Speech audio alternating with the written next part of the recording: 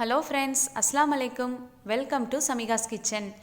இன்றைக்கி நம்மளோட சமிகாஸ் கிச்சனில் ஒரு டேஸ்டான பட்டாணி சாதம் ரெசிபி தான் பார்க்க போகிறோம். சரி வாங்க, இது எப்படி செய்யலான்னு சொல்லிட்டு வீடியோக்குள்ளே போய் பார்க்கலாம்.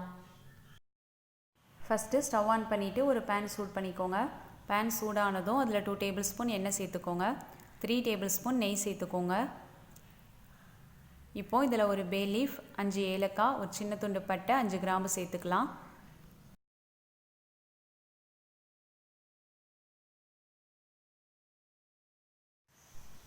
இது கூட 2 மீடியம் சைஸ்டு வெங்காயம் இந்த மாதிரி தின் ஸ்லைசஸாக கட் பண்ணி வச்சுருக்கேன். அது இதோட சேர்த்துக்கலாம். வெங்காயம் சேர்த்துட்டு இதை நல்லா வதக்கி விட்டுக்கோங்க.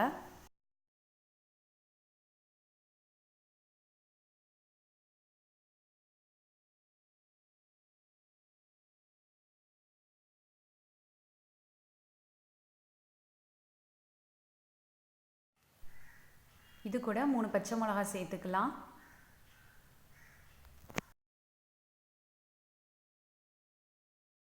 டூ டேபிள் ஸ்பூன் இஞ்சி பூண்டு பேஸ்ட் சேர்த்துக்கோங்க. இஞ்சி பூண்டோட பச்சை வாசனை போகிற வரைக்கும் வதக்கி விட்டுக்கோங்க.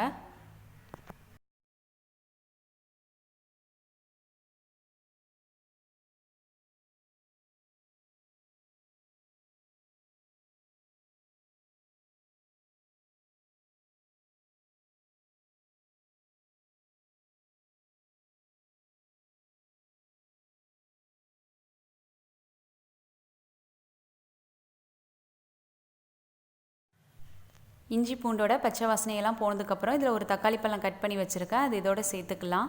தக்காளி சேர்த்துட்டு இதை நல்லா வதக்கி விட்டுக்கோங்க.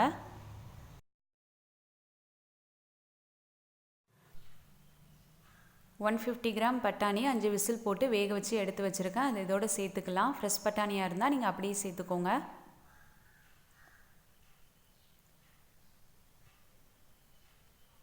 இப்போது இதில் 1/4 கப் தயிர் சேர்த்துக்கலாம்.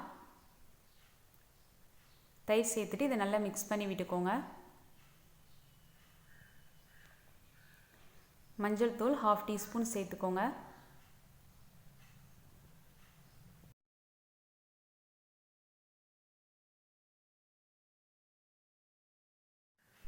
இது கூட கொஞ்சமாக மல்லி புதினா சேர்த்துக்கலாம். மல்லி புதினா சேர்த்துட்டு இதை நல்லா மிக்ஸ் பண்ணி விட்டுக்கோங்க.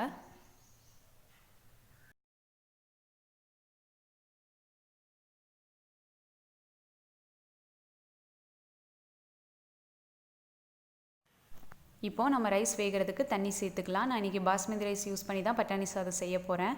ஸோ நீங்கள் எந்த கப்பில் அரிசி அளக்குறீங்களோ அந்த கப்புக்கு 1 கப் ரைஸ்க்கு 1.5 கப் தண்ணி சேர்த்துக்கோங்க. நார்மல் குக்கிங் ரைஸாக இருந்தால் 1:2ங்கிற ரேஷியோவில் எடுத்துக்கோங்க. இப்போது நம்ம சாதத்துக்கு தேவையான அளவு உப்பு சேர்த்துக்கலாம். உப்பு சேர்த்துட்டு இதை ஒரு வாட்டி நல்லா மிக்ஸ் பண்ணி விட்டுக்கோங்க. இப்போ இது ஒரு கொதி வர வரைக்கும் நம்ம வெயிட் பண்ணிக்கலாம்.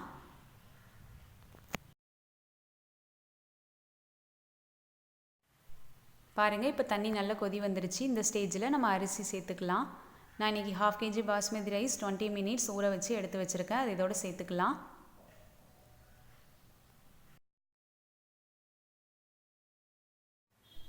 அரிசி சேர்த்துட்டு நல்லா மிக்ஸ் பண்ணி விட்டுக்கோங்க.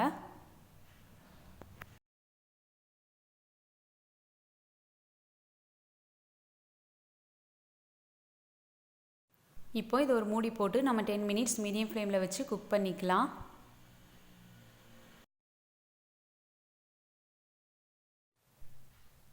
ஊடையில் ஒரு வாட்டி இந்த மாதிரி கிளறி விட்டுக்கோங்க. அப்போ தான் அடி பிடிக்காமல் இருக்கும்.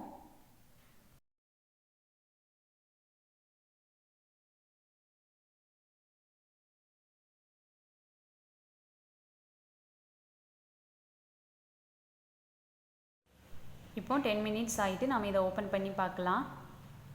பாருங்கள், தண்ணிலாம் ஓரளவு நல்லா வத்திருச்சு. இதை இப்போ ஒரு வாட்டி நல்லா கிளறி விட்டுக்கோங்க.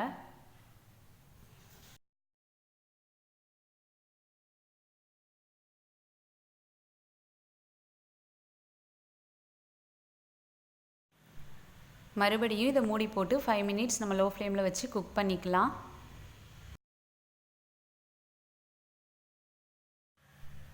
ஃபைவ் மினிட்ஸ் ஆகிட்டு இப்போ ஓப்பன் பண்ணி பார்க்கலாம். பாருங்கள், இப்போ ரைஸ் நல்லா குக் ஆகிட்டு அவ்வளோதான். இப்போ நம்மளோட பட்டாணி சாதம் ரெடி ஆகிட்டு நம்ம ஸ்டவ்வை ஆஃப் பண்ணிக்கலாம்.